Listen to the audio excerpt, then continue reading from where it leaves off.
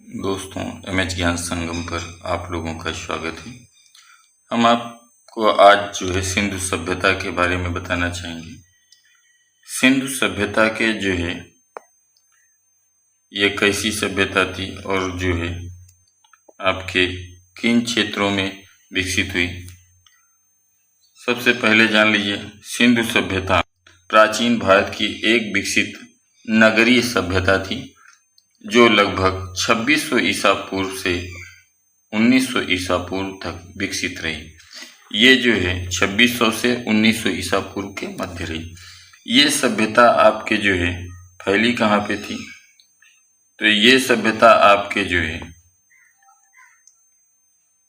सिंधु सभ्यता उत्तर पश्चिम भारतीय उपमहाद्वीप में स्थित थी।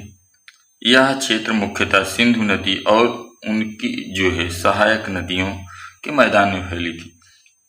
यह वर्तमान में आधुनिक देश में फैली हुई है। अब जानते हैं यह सभ्यता आप देख रहे हैं यहाँ पर जो है ये किस तरह से जो है सभ्यता है, ये पूरे महाद्वीप में जो है फैली हुई है।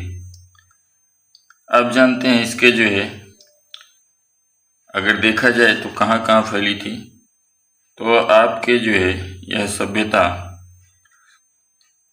जम्मू कश्मीर, पंजाब, हरियाणा, राजस्थान, गुजरात और उत्तर प्रदेश के कुछ भाग में, और पाकिस्तान के सिंध, पंजाब, बलूचिस्तान और खैबर जो है और ख्वाबा जैसे इलाकों के जो है खैबर दर्रे के आसपास जो है फैला हुआ था। और अफगानिस्तान में यह जो है दक्षिण पूर्वी अफगानिस्तान के कुछ भाग में फैला हुआ था। अब जानते हैं यह सभ्यता जो है कितने क्षेत्रफल में फैली थी। तो सिंधु सभ्यता आपके जो है लगभग 12,50,000 वर्ग किलोमीटर में फैली हुई थी, यानी कि 12.5 लाख वर्ग किलोमीटर में फैली थी। यह क्षेत्रफल मिस्र मेसोपोटामिया सभ्यता के लगभग कई गुना बड़ी सभ्यता थी।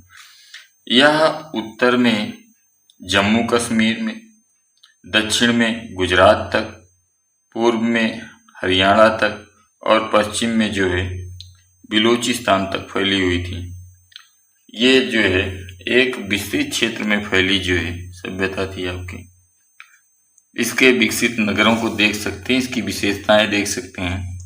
तो जो है ये योजनाबद्ध नगर थे आपके जो है नगर हैं सिंधु सभ्यता के। तो ये विकसित नगर थे, योजनाबद्ध नगर थे, जिसमें से हड़प्पा और मोहनजोदड़ो जो है अत्याधुनिक नगरों की तरह दिखाई देते थे। इनका जो है सुदृढ़ निर्माण किस तरीके से किया गया था? तो पक्की ईंटों का उपयोग किया गया था, मकान, किले और नालियों का निर्माण किया था। यहाँ जल निकासी कैसे थी? तो उन्नत जल निकासी थी, ढकी हुई नालियाँ और साफ सफाई पर ध्यान दिया गया था।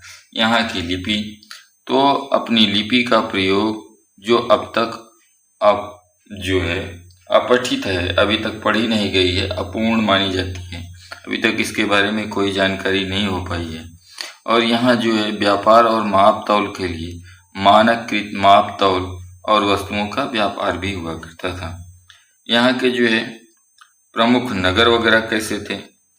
तो यहाँ के प्रमुख नगरों में हड़प्पा जो कि पाकिस्तान में है, मोहनजोदड़ो सिंध पाकिस्तान में, धौलावीरा गुजरात में है, कालीबंगा राजस्थान, लोथल गुजरात, रोपड़ पंजाब में है और चूहूदड़ो जो है आपके सिंधु पाकिस्तान में है। इसके जानते हैं उत्तर दक्षिण जो है सभी क्षेत्र, इसकी उत्तर से दक्षिण और पूर्व पश्चिम लंबाई क्या थी? तो ये जो है लगभग 1700 किलोमीटर उत्तर से दक्षिण और पूर्व से पश्चिम लगभग 1500 किलोमीटर जो है फैली हुई थी। इसका महत्व क्या है? तो यह विश्व की सबसे प्राचीन सभ्यता है, विकसित नगर सभ्यता में से एक थी। यह सभ्यता कृषि, व्यापार, शिल्प, वास्तुकला, जल प्रबंधन में अत्यंत उन्नत थी। इसका प्रभाव पूरे भारतीय उपमहाद्वीप में फैला हुआ था। यहाँ की जो है संस्कृति और इतिहास पर जो है इसका गहन प्रभाव भी है। तो ये जो है एक कॉमन जानकारी है आपके सिंधु सभ्यता के बारे में। अब अगली चीज आती है जो है सिंधु सभ्यता में जो है के लोग जो थे उनके धार्मिक विचारधारा कैसे थी, कि धार्मिक विचारधारा कैसे थी और उनका आर्थिक जीवन कैसे था, इसके बारे में जान लेते हैं। तो जो इनके जो है धार्मिक मान्यता थी, सिंधु के लोग जो है सिंधु के लोग प्रकृति पूजक थे। ये पशु, वृक्ष, पर्वत, जल और उर्वरता के प्रतीकों की पूजा करते थे, जो है पूजा करते थे। यहाँ पर जो है मातृदेवी या शक्ति की पूजा के प्रमाण मिलते हैं। अनेक मोहरों और मूर्तियों से उनकी धार्मिक आस्थाओं का पता चलता है। ये चित्र जो देख रहे हैं आप जो है ये जो है मातृदेवी का चित्र है, इनकी वो पूजा करते थे।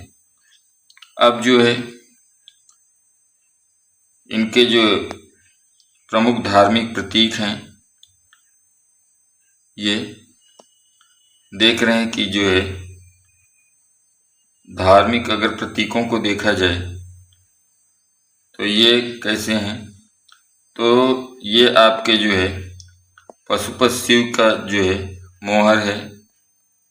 योग मुद्रा में बैठे हुए व्यक्ति के चारों ओर पशुओं की आकृति को दिखाया गया है। ये मातृ देवी हैं, उर्वरता की देवी इन्हें माना जाता है।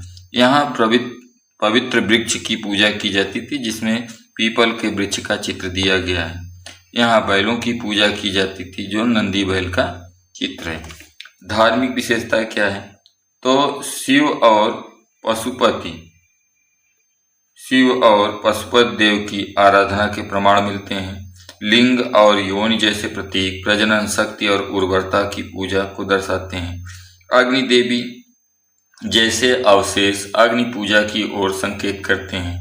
मृतकों के साथ वस्तुएं रखना पुनर्जन्म की मान्यता को दर्शाता है। धार्मिक मान्यताएं अहिंसा, स्वच्छता और पवित्रता पर आधारित थी। ये इनकी जो है विशेषता थी। और जो है इनके धार्मिक अनुष्ठान किस तरीके से हुआ करते थे, तो इनके धार्मिक स्थल जो है में महान स्नानागार, अग्निवेदी, पूजा स्थल जैसे धार्मिक अनुष्ठानों के प्रमाण मिले हैं। त्योहार, मेले और सामूहिक अनुष्ठान का आयोजन भी यहाँ होता था। ये सारी चीजें थी। इनके धार्मिक जो है स्वरूप में देख सकते हैं कि ये प्रकृति पूजा में विश्वास रखते थे, मातृदेवी, उर्वरता की और जो है पशुपति शिव की आराधना ये किया करते थे।